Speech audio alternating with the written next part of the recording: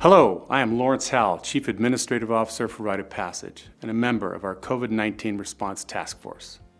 COVID-19 has without a doubt impacted all of our lives over the past year.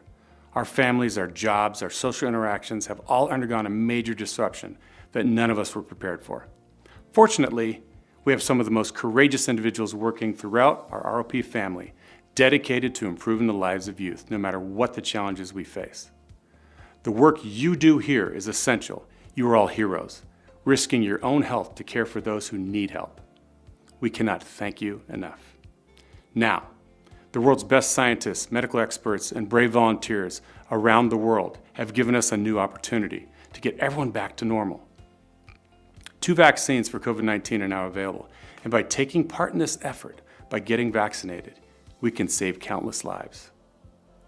It is your turn to take part to be a lifesaver.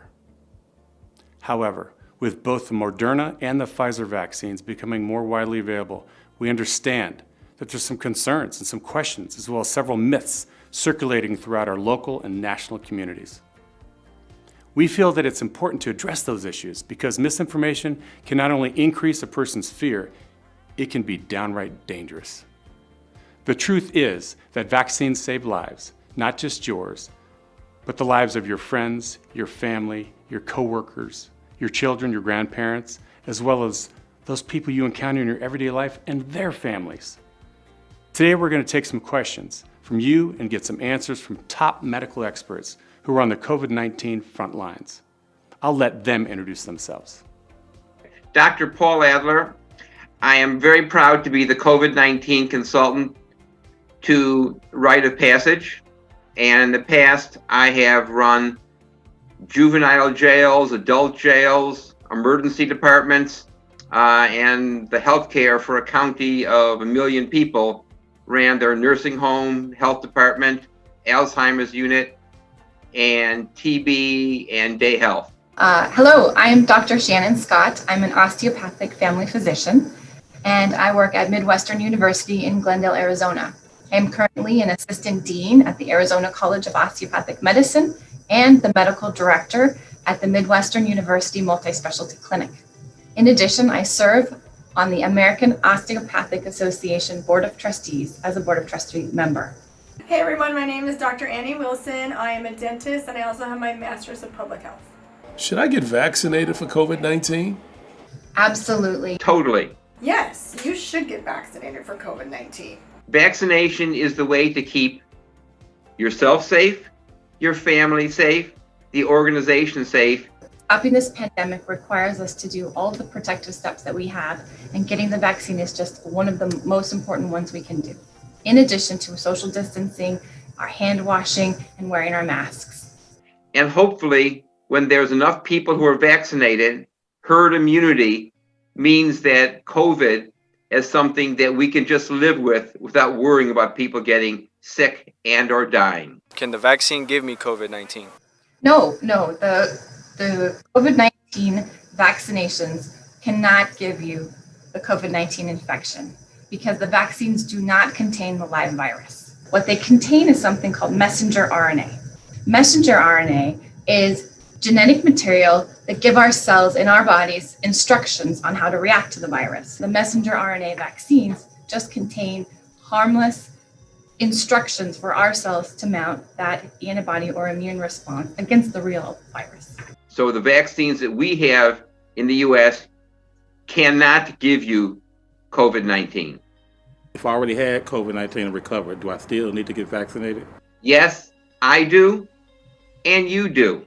Yes, the answer is yes. If you've had the COVID virus infection, your body does mount what we call natural immunity. Once your body's seen the virus, it has mounted its own natural immunity, but we just don't know how long that immunity will last. And so in order to help protect you and people around you from future infections, it's important to get that vaccine. And we are finding out more and more people who had COVID-19 have gotten sick again. I actually just got a text message from a dental friend today that said that his son and son's girlfriend had COVID back in March, and they just got COVID again because they haven't gotten vaccinated yet. Can my child get vaccinated for COVID? The COVID vaccine has been tested on people above 16.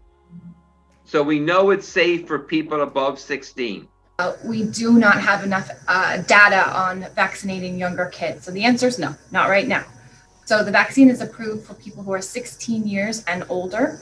And it's important to understand that as we get to know a little bit more about this vaccine in younger populations, and we're hopeful to have more information soon. It's okay to get the vaccine if I still got some medical condition? To be honest, the people with underlying medical conditions are the ones who definitely should get the vaccine because they're the ones who are at risk. Especially conditions such as high blood pressure, diabetes, lung disease, and obesity. The COVID-19 virus infection in some people who have these types of chronic diseases are more at risk for serious infection. Is it better to get natural immunity by catching COVID and recovering, or do I get the vaccine? That's an excellent question and one that I get a lot. And the answer is no. Because if we think about in the United States, there have been 23 million people infected with the virus, and we have seen approximately 389,000 deaths. We know that the COVID-19 virus infection can be serious and affect people and that might have debilitating symptoms for months. If you would try to get COVID, you don't know whether you will get a bad case and have lung damage or die. Why would one ever do that when you can get vaccinated, have no problems, and have immunity that might last for a year or more? Catching COVID-19 and recovering may give you some short-term protection, but we also know that you can get infected again. And so vaccination is the best protection, and it is safe.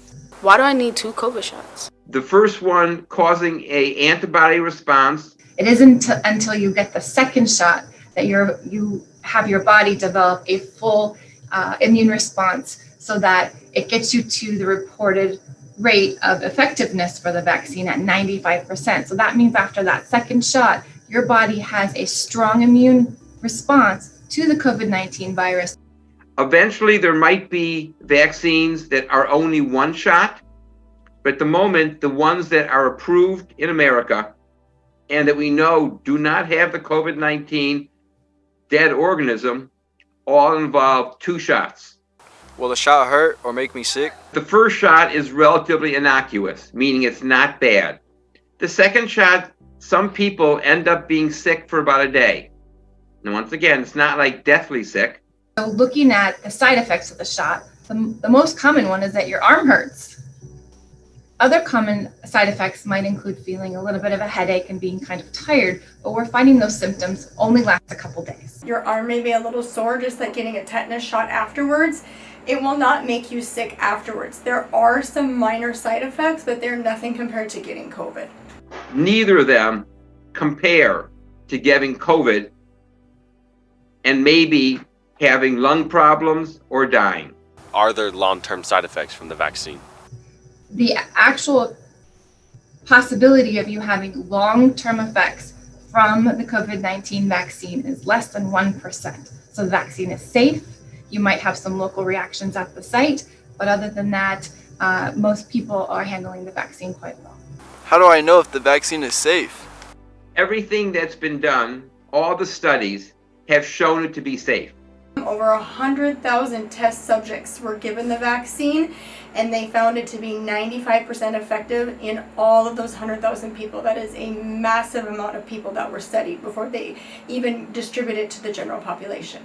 Right now, we are at about 10 weeks of studying. It was 8 weeks. We have 2 more weeks now. It's 10 weeks. And all of it has shown to be safe, as opposed to COVID-19 that we know is not safe and has potential for long-term side effects and death. We want to make sure that if we're recommending something to our friends and our families, that it's safe. It's really simple.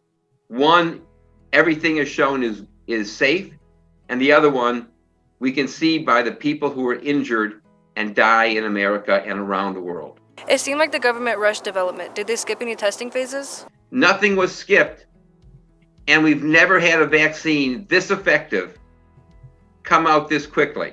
But nothing was skipped. It just means that a lot of people around the world in different companies worked really hard Modern scientific tools combined with a concerted worldwide effort of scientists and volunteers really made this possible to get it done faster, but still with the robust elements needed for safety data trials. I heard people were having allergic reactions to that vaccine. Can this happen to me? There is a possibility for allergic reactions, but this is found in people who always have allergic reactions. So if you are an anaphylaxis person to a lot of things, that's something you would consult about your doctor about before getting the vaccine. I think there's been around 7 reactions out of around 4 or 5 million people. So if you have a history of severe allergic reactions or having had a reaction to a vaccine, like maybe an influenza vaccine, and you had to go to the hospital for a medicine called epinephrine, or you carry around that epinephrine pen with you. So those are reasons to ask your doctor about getting the vaccine if that reaction was caused by a previous vaccine.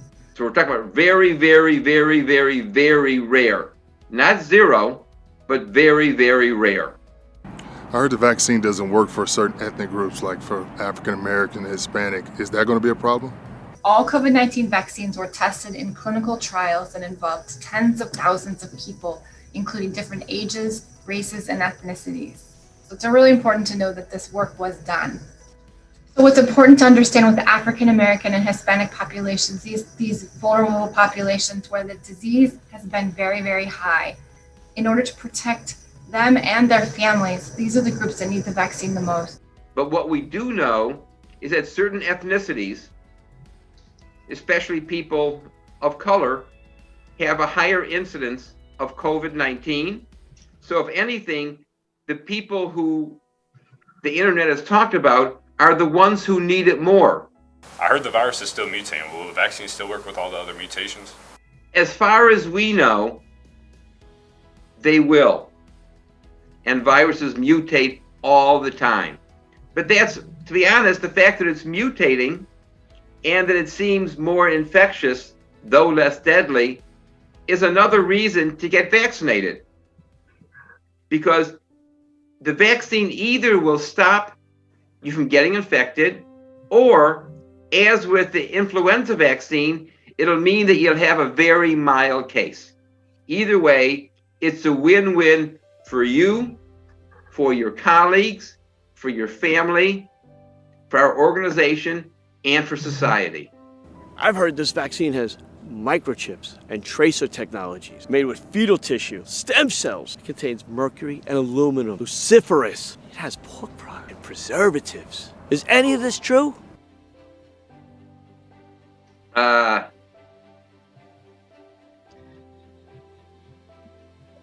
Was this from the dark web? Do you really think that the government would inject all of the smartest people we know, all of the doctors that we know that are fighting the virus first with all these terrible things? I do not think that that's what's going to happen. No, none of that is true. Actually, there's no microchip small enough to go into these vaccines. Absolutely no. The vaccines are really just components of what I mentioned, the messenger RNA, which is that harmless spike protein to trigger our immune system. There's some salts in there, sugars, and some fat.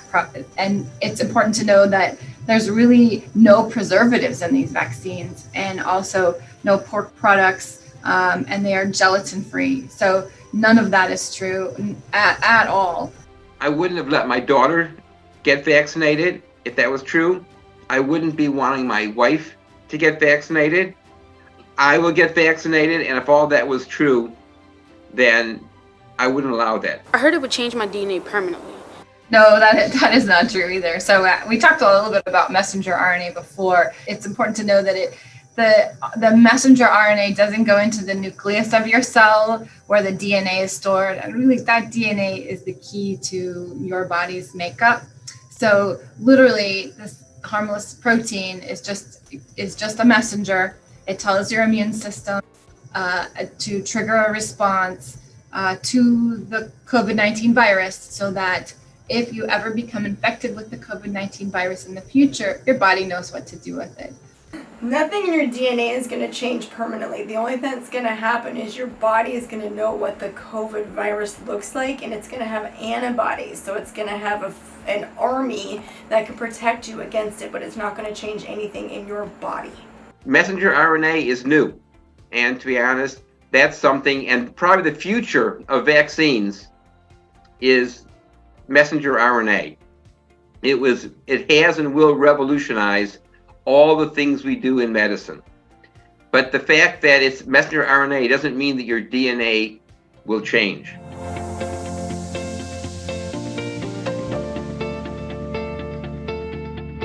Tara Shepard. I'm the compliance manager here at Arkansas Juvenile Assessment and Treatment Center. My experience with COVID-19 is that here in Arkansas, as of today, we've had over 4,000 Arkansans that have died from COVID-19. And specifically as it relates to direct experience, we've had 2 employees that were part of our family that have died from COVID-19.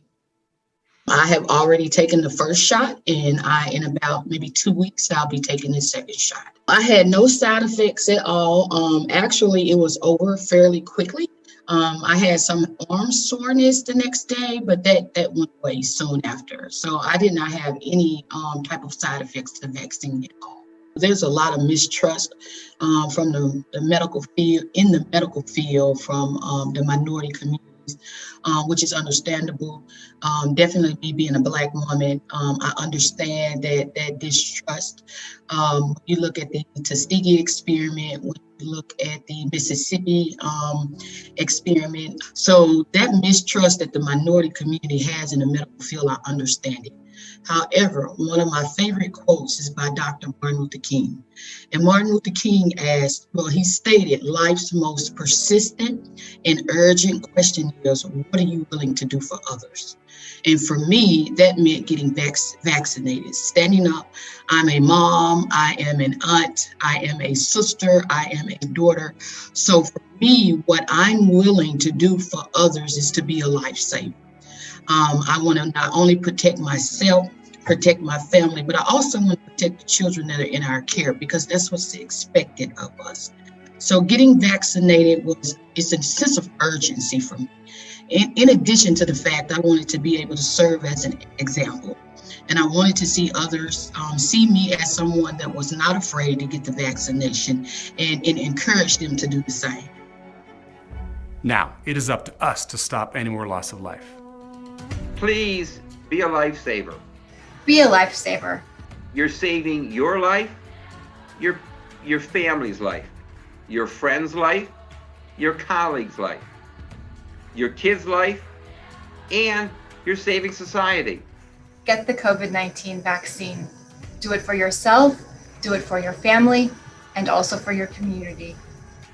You have the power to save countless lives and help others avoid unnecessary, long-lasting health consequences simply by participating in getting the vaccine. Not just for you, but for everyone.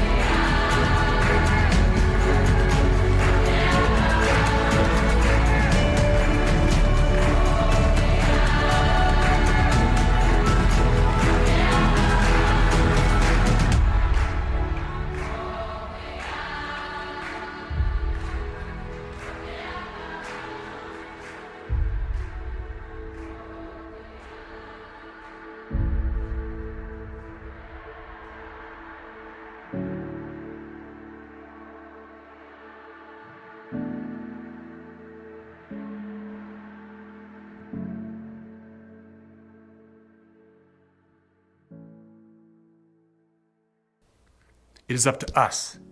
It is up to you to be a lifesaver. ROP will be facilitating and offering on-site clinics near you very soon. If you have any questions, please contact your Human Resources Department, and thank you.